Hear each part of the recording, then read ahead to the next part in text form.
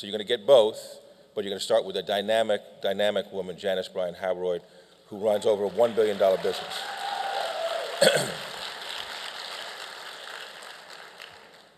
So, I was not supposed to be doing this portion, but I'm going to do it anyway. Let me introduce, actually, no, Caroline's going to introduce. I'm going to have Caroline. So let me introduce Caroline Clark. Caroline Clark is our Chief Brand Officer of the Women of Power. Let's welcome Caroline Clark, please.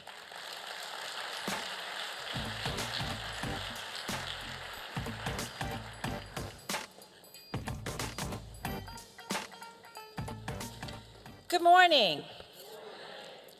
How's everybody? Great, okay. You're great, you're about to get a whole lot better. First of all, let me just note that women are always ready. I know we get a bad rap for not being ready, but clearly we're always ready. So, thank you, ladies. We're gonna get started. Before we begin, and I know you're waiting with bated breath, so am I, because our first guest this morning is extraordinary and exceptional, absolutely. But before we begin, I would like to share one of our broadcasts with you, one of my favorites for obvious reasons, Women of Power Television. Please take a look.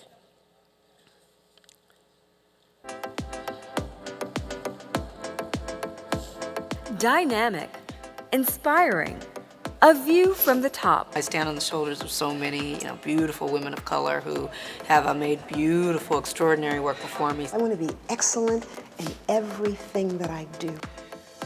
It's the Women of Power Show, a half-hour series showcasing CEOs, entrepreneurs, and charismatic leaders from the corporate boardroom to the hills of Hollywood and everything in between.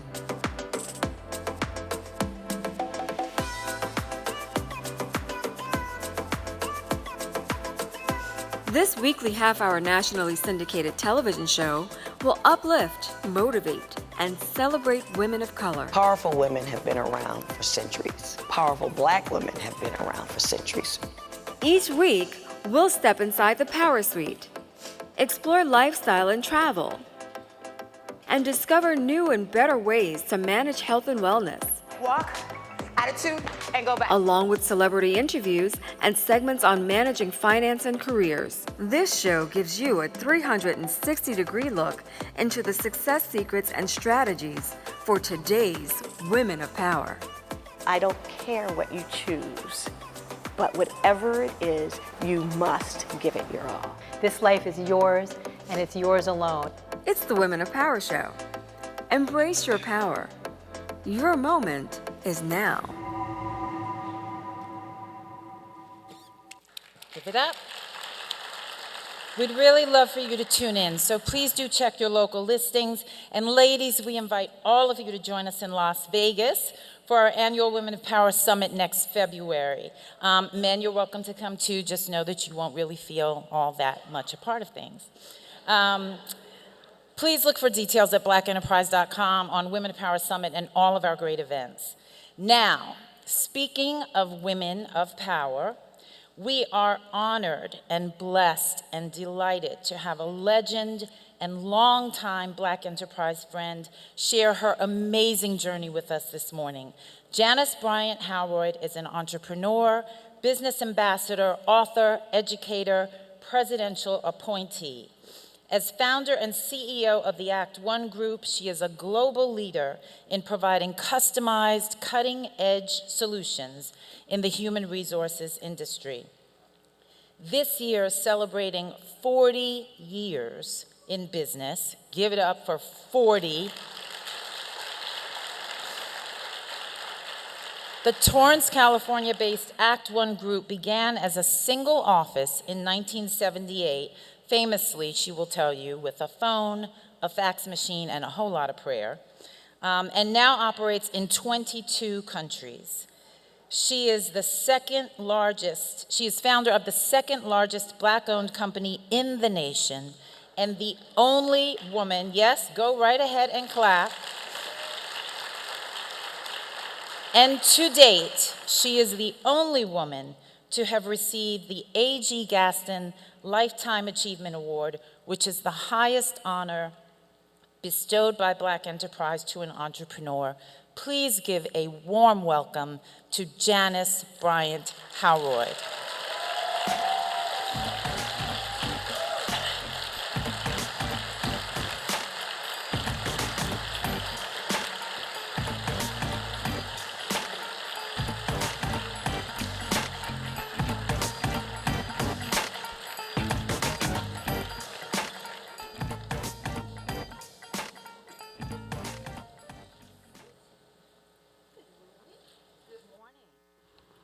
Can you hear us? Hello? Yes? No? Yes? Sound? Can we get a techie? Can you hear me now? Yes. No? Okay, I'm gonna start screaming in a minute. I can do that too. Good Well, morning. I'm one of 11, so I learned to scream early. I know that's very true. So, in bringing you out, what I did not say this morning, I'm sure you all know, and it placed you in the history books. I didn't mention that ActOne Group is a multi-billion-dollar company. Now, I didn't mention that, not just because everybody already knows, but because you don't view that detail, grateful as you are for it, as the defining center of your story. You're right, Caroline. It's not the defining center of my story. First, let me just thank you so much for welcoming me so beautifully with 48 years for Black Enterprise. And this is, how many years? 23 years of doing this? A lot. This is incredible. I think that's wonderful. I think that's Entrepreneur history Summit. making as well. Thank you. And you know, it's appropriate as one of 11 children from Tarboro, North Carolina. I'm so happy to be in my home state. It's just incredible to me that I'm sitting on a stage talking with you at a Black Enterprise Summit because Black Enterprise taught me so much when I was building my business. And I also need to say that Black Enterprise has supported so many businesses by advancing their stories, their successes, their needs, whether it be economic or political, on a much broader stage than individually businesses could have done. So this is such a wonderful homecoming. Thank you. Thank you. We always love having you. You know that. But your story, you know, is something that the billion-dollar thing, you know, the multi-billion-dollar thing has overshadowed decades of extraordinary work, of innovation, of determination beyond all odds. So talk to us about what you feel the defining characteristics of your story are beyond those big, blingy numbers. Well, you know, years ago, this is not a political statement, it's simply a conversation, yes? Mm-hmm. Years ago, when, am I using both of these? Is this better? Okay. Thank you, thank you. Caroline, years ago, I visited the White House when Bill Clinton was in office, and several of us were in a room talking with him. And one of the questions that came from the 4 or 5 of us there was around the enormity of the government and the numbers, the complexity of numbers. And he said something that stuck with me. He said, you know, when I got here, those numbers were really amazing to me as well. He said, but I learned something. I just take the zeros off, and I'm doing math from 1 to 9, and then I put them back on. And he said, the important thing is that you make sure that those numbers are in the positive.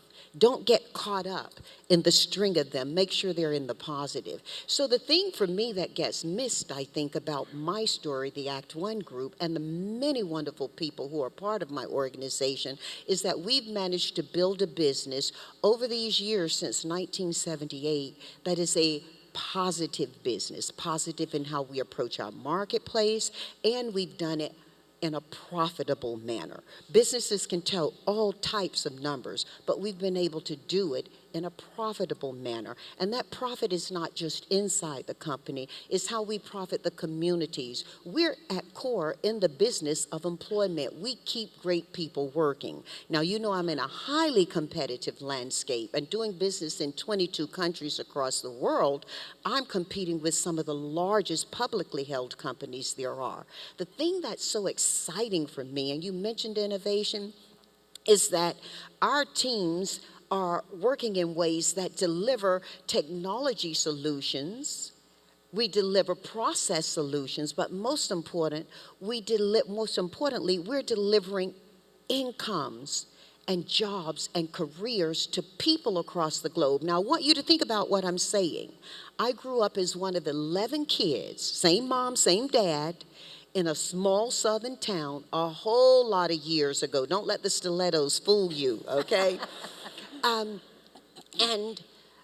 I'm leading an organization that designs workforce solutions, delivers jobs and careers in 22 countries. That's my story. Talk about the numbers all you want, but make sure we discuss the profit, not just of the business from a dollar sense, but from a sense of what it means to the economics for many families. That's what I'm proudest about. Yeah. You raised the issue of technology. Yes. And certainly that has been a real game changer in your industry in the last several years. The advancement of the technology business, the need to fill those jobs, which are plentiful, and when it comes to finding us, they say it's very difficult. Can you talk about, because ActOne really stepped out early with technology, also in how you deliver your services and embracing how technology could help you do what you do. So can you talk about some of those things and what you foresaw and how you responded, both getting out in front of things and following? So when we're talking about technology in business, let's make sure that we're talking from a level platform. Thought I was going to say level playing field, didn't you? Actually, technology in many ways did tend to ease the playing field for me, though. But here's the important platform about technology. Every business is in the technology business. You're not doing business today unless you're in the technology. Years ago, I visited South Africa, and I was doing a keynote there at a business event. And I noticed many of the business owners who came up to me were conducting their whole business from their cell phones. This was prior to that becoming the thing here in the U.S. And I thought about that. And I said, I said, self, you can approach it from this perspective. They are without a lot, and so they're making with what they have. Or you can say they're really advancing their story. In many ways, my business is similar to those business owners who I met in South Africa, because I learned that I really need to be in front of where the need is in terms of how I'm designing technologies that allow me to compete in a marketplace that may not offer fair opportunity. Then I have to change that for myself, and technology leveled that playing field for me to a great degree. It enabled me to algorithmically make better decisions in my business quicker, faster, smarter, and deliberately direct it toward the outcomes I wanted, which for me, one of our brands in the ActOne Group is Apple One. Apple One is our staffing brand. And must be some Apple One people in the room. When I look at what they do every day putting people to work, it amazes me. We do that so much more effectively with technology we designed ourselves. I have over 200 people who do nothing but design technology for my organizations.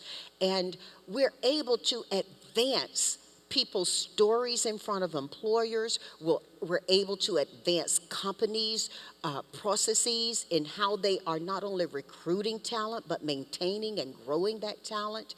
And then when you look at, most people think, well, the technology development and employment in ActOne Group has been done around AgILE, which is our TTPP, right? Talent, technology, process, right? And procurement.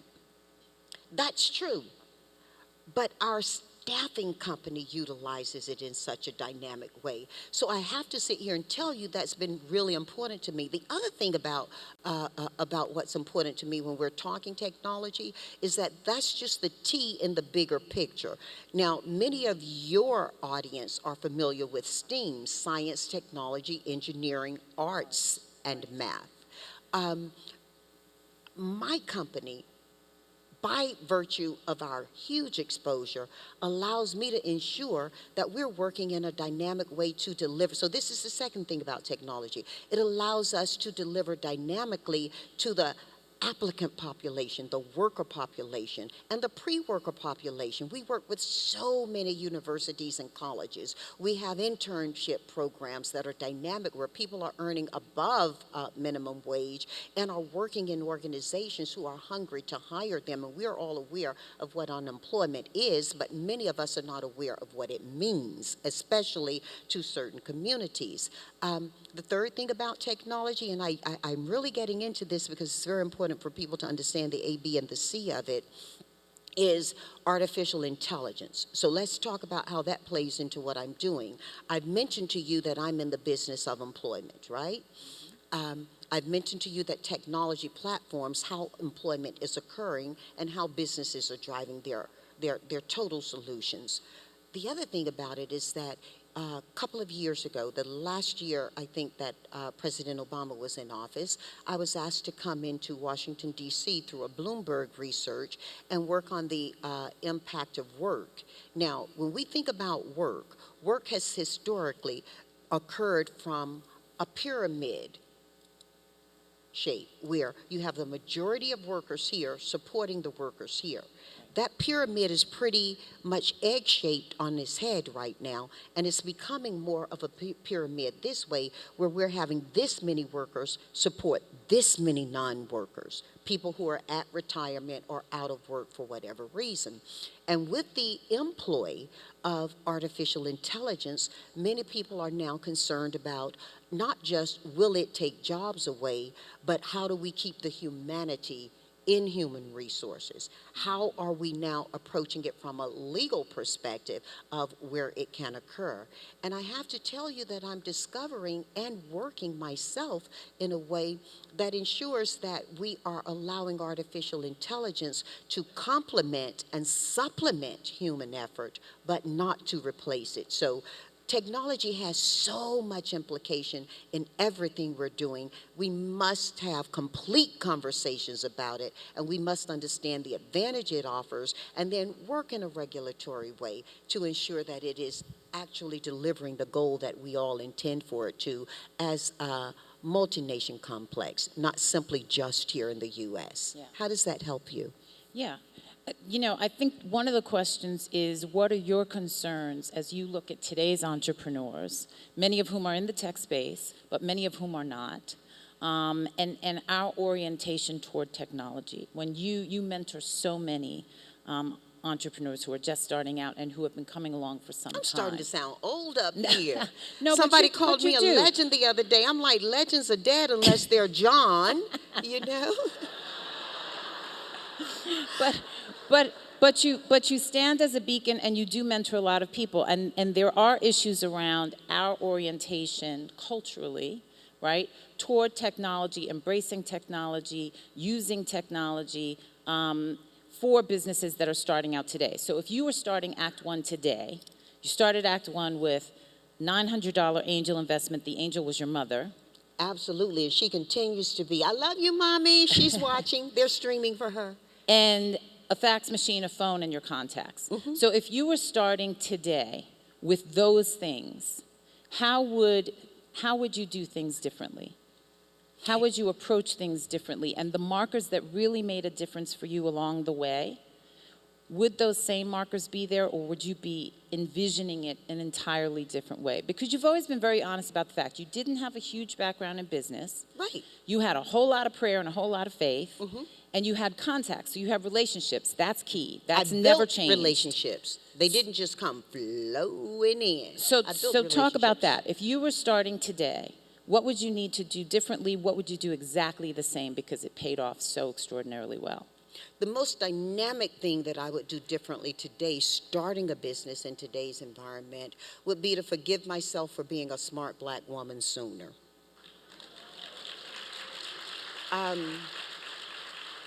It's interesting you asked that question, Caroline. It's like you're in my head. I was just in my South Charlotte office yesterday, and I was sharing with an incredible Apple One team there. I was asked by them a similar question, the same question phrased differently. And the truth is that I learned early in life, I taught myself early in life that it hurt to be smart and black. I'm part of that integration society. I attended segregated schools in my hometown.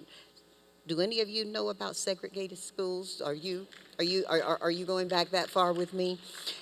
And my town was black and white. Black here, Panola Street divided us. My town actually was a plantation town, and in many ways still is.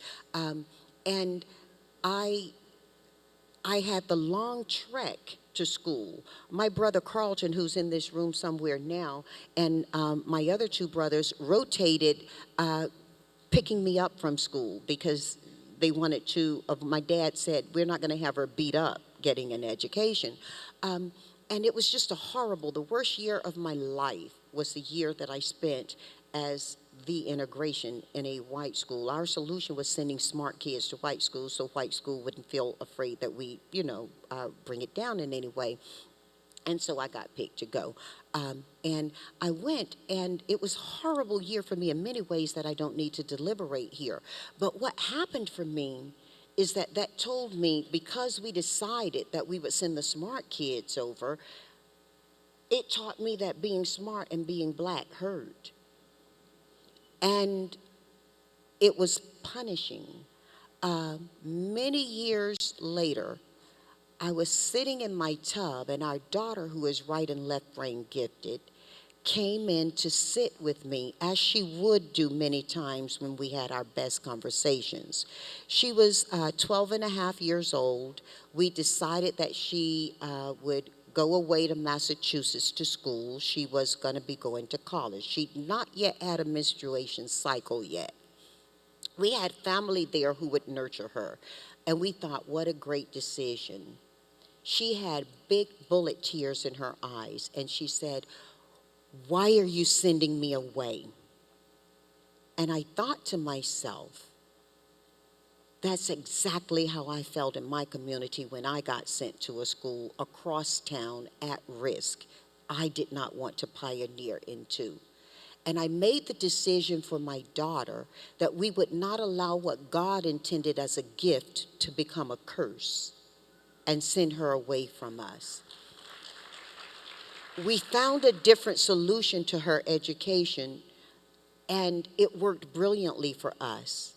For me in business, to do something different today, I would very quickly forgive myself for being smart, black, and female, and get on with it.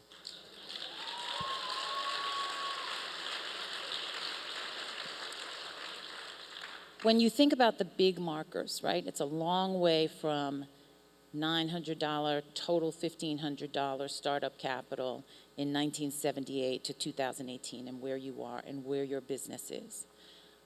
You mentioned family. You've always worked with your family. You feel very strongly about that. Can you talk about some of that? Because, I don't want to beat the legend thing to death, but one of the things that I think people always appreciate about you is that you always bring a sense of history with you. And at a time where we're always so future thinking, so forward thinking, racing ahead, to not be able to carry the lessons with us of the past cripples us, right? So can you talk about why you choose to work with family? You now have children working in the business. Yes. And why you think that's important, particularly for us. Well, I think it's important for everyone. One of the ways that is particularly important for me as a part of that equation of us is that it not only keeps me level, because anybody who knows my family knows that we're all type A's. Well, all of them except me, okay? And I've got a brother and a sister right here with me right now. But I need to say this. Because of the way we hire in our organization, we have many family members. I've also got a family member named Shane Riley, who's family member by adoption, who's here. When I say adoption, he adopted himself into the family of what we're doing. So I think what we're talking about is setting a culture to how we work. And my family culture has always been one of support. Mommyisms from Elretha Bryant that earliest in my childhood, I remember, education is freedom. The result is the truth. Dad telling us if you go to bed angry, it's your attitude, not your aptitude. These types of things are the thread that not only seamed a family together in a very dishonest and inequitable economy, it seamed us together in our purpose. We talked yesterday about reason and purpose. You can have a reason for doing something that parachutes you into a purpose for how you continue in life. And having family in business allows you to be very clear about the reasons and intentional about your purpose. Now, I mentioned to you that there are 11 of us that in my biological family. That means there are 10 siblings born to me. And yeah, a lot of them worked in the company. A lot of them are not in the company either, let me tell you that, okay? You know, you take care of folks the way you have to, right? Some are good on the journey and some you send it back home to. But the truth of it is, I have a very educated, talented, type A sibling population. And when we are not in an office or not in front of a client, you're not going to sit in that room and easily determine who the CEO is. These folks are coming at it and coming with it. And that keeps me very excited. And now we've got second and third generation people working in our organization. That is such a blessing to me that we have these people who are bringing so much.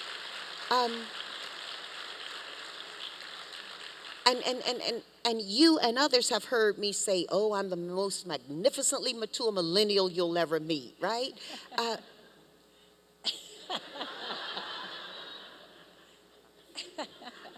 Come right, y'all, come right. And so much of that is about how I approach life, but you know, I have to say the majority of it is how life is approaching me. Working with these millennials and next gens opens my mind and my heart. You yourself just said very few minutes ago that when I started my business, all that long way ago, with a fax machine, and I thought I was Judy Jetson with a fax machine. Okay, y'all old too, you know who Judy Jetson is. Right, and her son Elroy.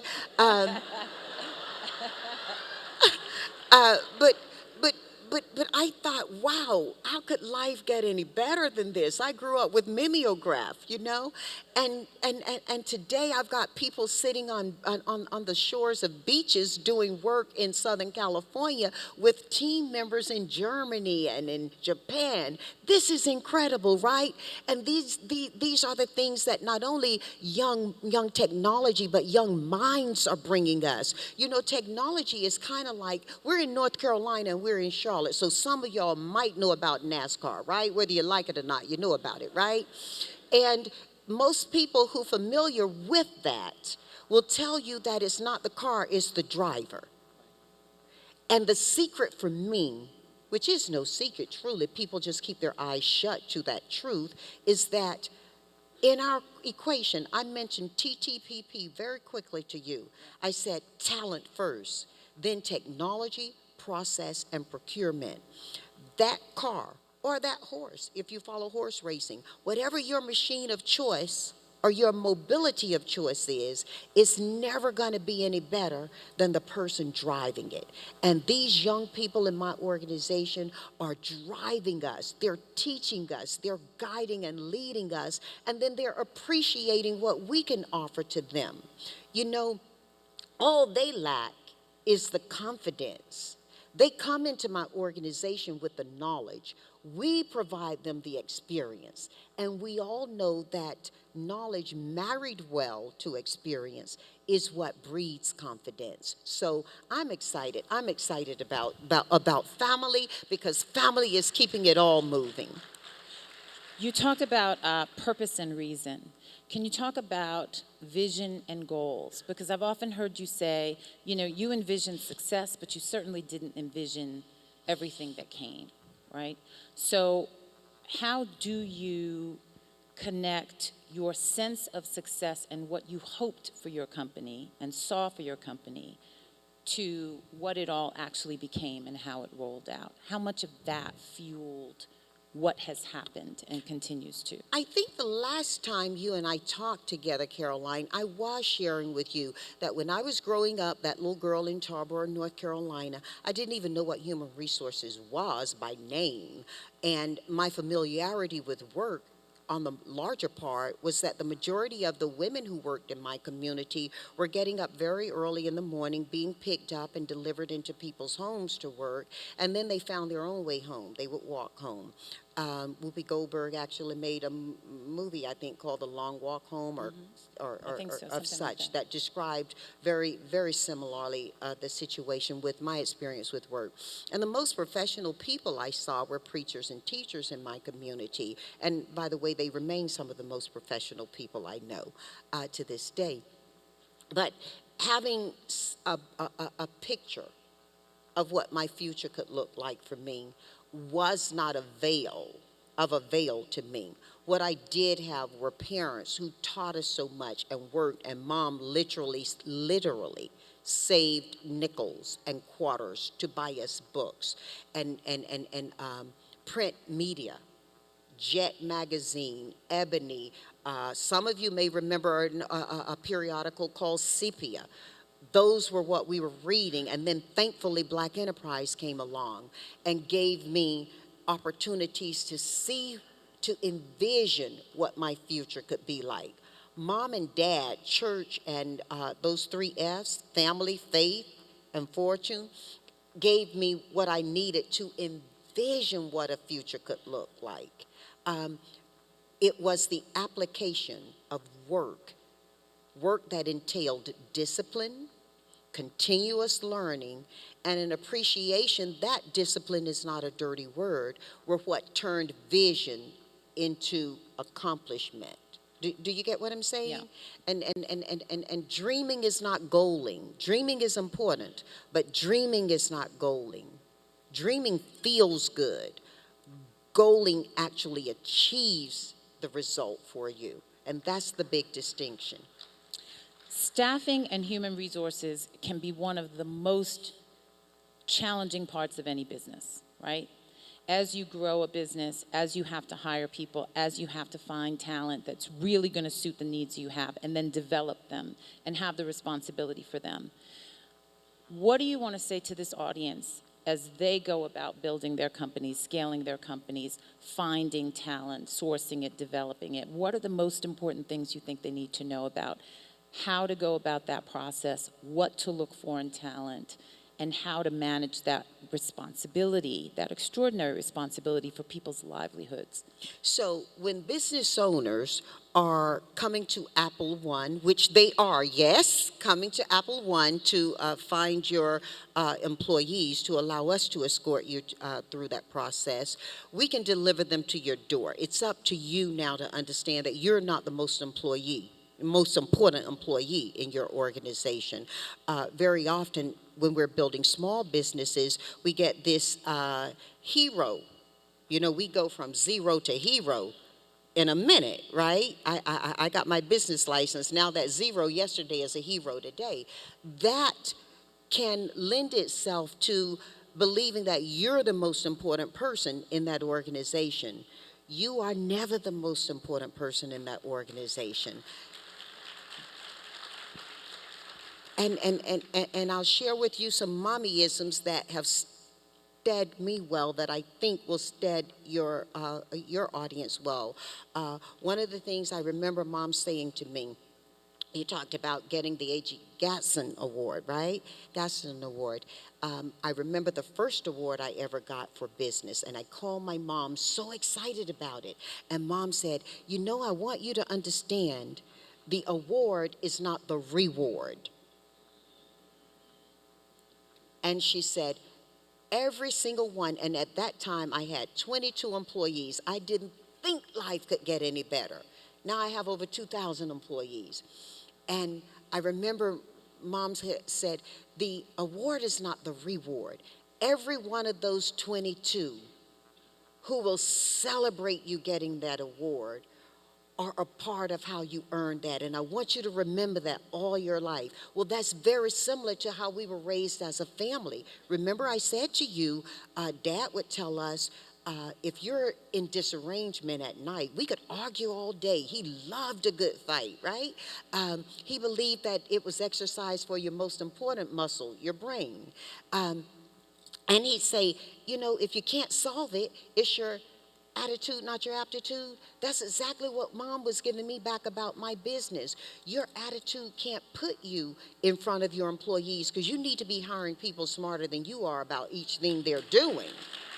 You know, and when we find CEOs getting into difficulty, as your question is about CEOs, we see that today. Whether they're having difficulty in how they are treating women employees or any employees, and harassment is gender neutral. It's not just men, you know, and hidden women.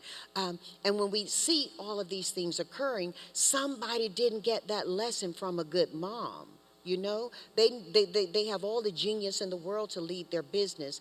They don't bring the right attitude to it. And it puts them in trouble, it puts their business at risk, and it puts many, many employees in very bad situations that end up being jobs and not careers. We're going to go to questions. I just want to ask you before we do, Kate Spade's passing this week. Has started a big conversation and about... Anthony Bourdain this morning in Yes, Paris. Yes. Oh, I Yes. did love me some Yes. Anthony Bourdain as I Yes. traveled country to Yes. country. Very often that was the only thing I heard in English. Yes. But it's Well, that's a compliment to him, but it's also an insult to our education system. true. But it's opened up a conversation about success and how it looks and seems versus how it really feels and what's really happening. Mm-hmm. And you always show up. You know, there's this article called, the headline is something like, From Beyonce to Janice Bryant Howroyd, like 10 women who changing business, right? And like Beyonce, you always show up flawless, you always have gems to drop, you always seem so strong. You're talking about and these gems are the on gems it. of word. All of them, all the gems. But you know, but I know that you have moved through a lot of searing stuff, and your company has continued to grow. Stuff those matters, but it's times. not everything. But how do you get through those times? Every entrepreneur, every human being goes through those times. How do you get through those times and not end up losing everything? One of the things I have said from day one, and anybody who knows anything about me has heard me say this: never compromise who you are personally to become who you wish to be professionally. That's not saying, oh, I got to bring it all to work. Leave some home, okay? But don't compromise at core who you are to become who you think you want to be seen as. You know, that's really important. You asked me the question about family. I answered you, I have biological family and I have family by adoption in my business. Never do you see me travel alone. You talk about how I show up, talk about who I show up with. I'm showing up with a brother or a sister or an employee who really cares about the mission we're on. And when I walk out here, I'm walking out here on the STEAM, science, technology, engineering, and math, of so many talented people in my organization. Yeah, days can get rough. I mean, we dress up and, you know, we flat iron and we do all that stuff. But at the beginning of the day. People talk about at the end of the day what matters. That kind of suggests when you hear somebody say, well, at the end of the day, to me I'm not hating, but that kind of suggests to me that you're saying that the outcome justifies the means, right? The end justifies the means. I was taught differently, and so I live different. It's what happens at the beginning of my day. At the beginning of the day is what matters. At the beginning of the day for me is silence and gratitude, living gratitude. I mean, my brother will tell you many times with tears literally in our eyes, we've left presentations with very large clients on very big opportunities, and we're saying, thank you, Lord, for that difficult time. Thank you, Lord, for that fool in the back who asked that stupid question. Thank you, Lord, for you. Y'all done it too. You know you have, right? If you haven't, try, okay? But living in gratitude. I have a sister here named Linda Motlin, and Linda Bryant Motlin, and many times I've left my home early in the morning, and we talked about stuff, and I got stuff, okay? Things that I really love. And I called my sister one morning about 3:30, headed to LAX, in complaint. I was complaining. I said, now please don't take this out of context. It's a whole story, and I'll get through it.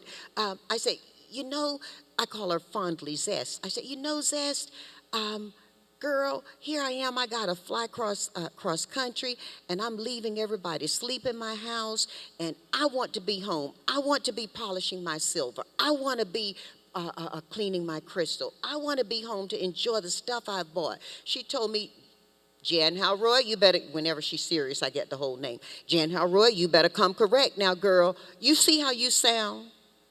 You saying you want to be home cleaning up instead of going out doing what you're doing. And I said, but I got all my stuff. I really love it. I want to enjoy it. She said, I can point to 2 people on my street right now who would love to have somewhere to get up to go this morning. And you're complaining about being driven to the airport to take a first-class flight somewhere. Those kind of people keep you in check. By the way, she also gives me a lot of advice on the reality and the practicality of business. But the bigger sense is that she gives me that constancy, that ability to not give back, but don't leave it. You get what I'm saying? Don't leave who you are. Depression is real. We have to acknowledge that. What we can do best is first ask people how they're feeling, understand where they're coming from, and be an agent to their journey. We also need to do that with ourselves a little bit as well. We put that dress up on, and we go out there, and we start to confuse what we're doing with who we are. You get what I'm saying? And God and mommy and daddy blessed me with family who helped me. People use me as the name when they talk about the success of my business. My mom was asked recently by a journalist, aren't you so proud of Janice?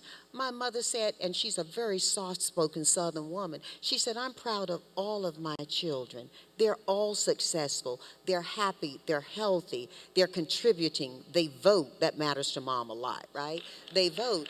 And I have to tell you, mom described what success looked like. She also described one of the best formulas for ensuring that we can take care of each other, to do those things. So that matters. That matters. We have one question. Can you hear her? I'm not sure if you can. There you go. Good morning. My name is Yolanda Bynum, and I heard you say something earlier. I'm from Pine Tops, North Carolina, which is 10 minutes from I heard you Tarboro. say Yolanda. Can you put it close? Sure. I know it feels weird, but do it. Okay. I am from Pine Tops, North Carolina, and I heard you say something earlier, which is 10 minutes from Tarboro, of course.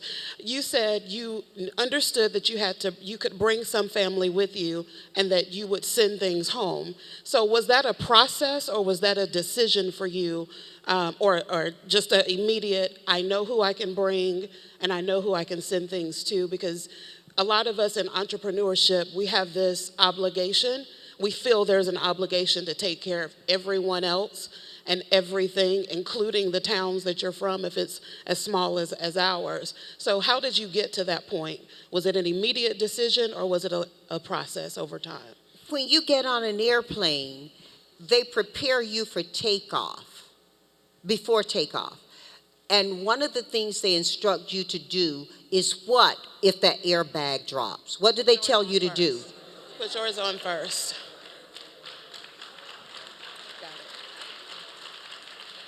You're the pilot of your organization. Unless you're taking care of yourself, you put every passenger on your trip at risk. Take care of yourself, okay? Thank you. Yeah, you've got to do that. That's a pragmatic decision. Thank you. We have one more question. Hi, my name is Montina Portis. And Oh, my you know how to question- hold it. Go on, girl. Yes, ma'am. So my question to you is 39% of small businesses are held by women, but we only make up about 4% of the revenues. Can you please give some women advice on how we can scale our businesses, employ more people, and make more money? Thank you. Thank you for that question. It's very important. I'm going to tell you two really important things. Get to your table so you can write it down, or use your cell phone, you know, if you happen to be a millennial. First, or next gen millennials, or, you know, people talk about millennials. I'm going to tell y'all something really quickly while she takes her seat. Millennial ain't nothing new. People been transferring from 19 to 35 for years.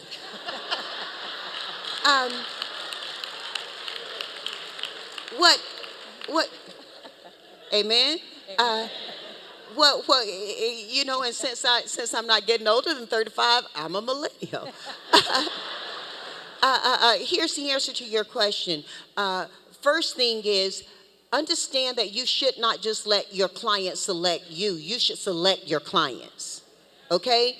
I just talked about this. Wells Fargo gave me the gift of talking with their supplier diversity community day before yesterday, and they are doing some wonderful things. And one of the things they do with us, because they are a client to us, is they encourage, not just allow, us to work through post-decision with them, making sure we're understanding what's coming next. You know, when you sign a contract, with no matter how simple or complicated, some of our contracts are over 400 pages long, some of them are one page, and they basically are agreements.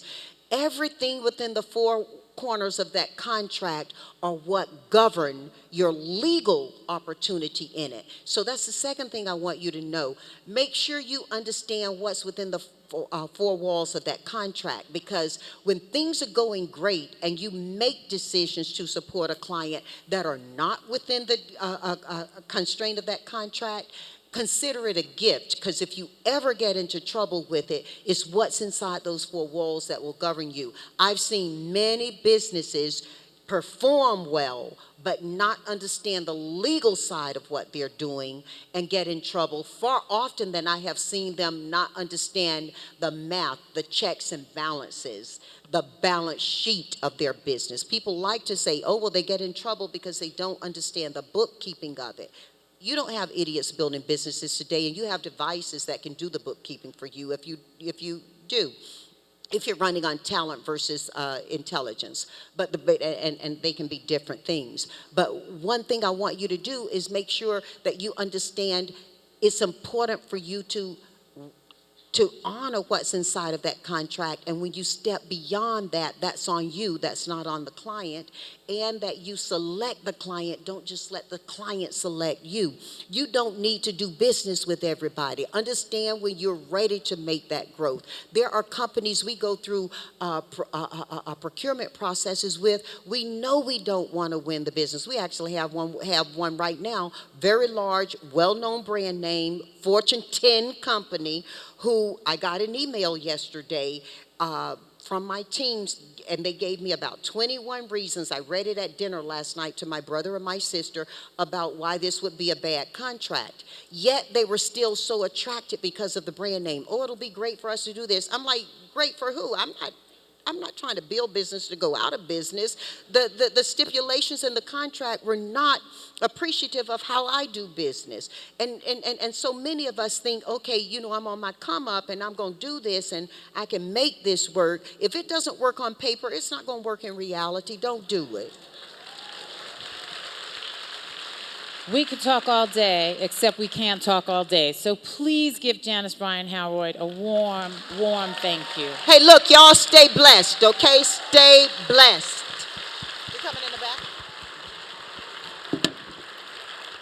Ladies and gentlemen, one more time, can we give a big round of applause to Miss Janice Bryant Howroyd?